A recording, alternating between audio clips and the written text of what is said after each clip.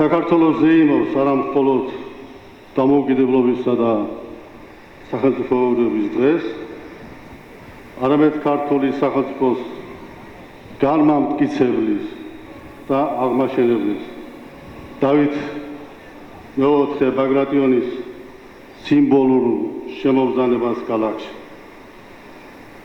ეს ნიშანდობლია ისევე როგორც ის, რომ დავით აღმაშენებლის ძეგლი სწორედ აქ რესპუბლიკის მოედანზე უძუნდება.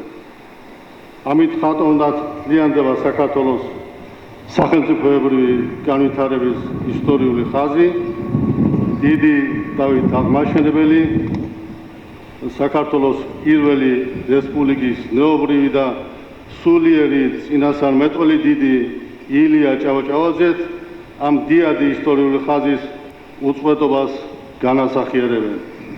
ქართული სახელმწიფოებრიობისა და სულიერების ნიშანსვეტნი არიან.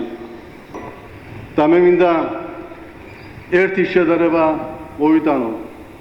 როდესაც გერმანიაში გარდაიცვალა დიდი ფილოსოფოსი და მოაზროვნე ემანუელ კანტი, შემდგომში წარმოიშვებოდა ხოლმე ერთგვარი სომხეთულობრივი სიცარიელე და მაშინ გერმანელები ამბობდნენ ასეთნაირად, ეს ისტორიული ფრაზა წინ ემანუელ კანტისაკენ.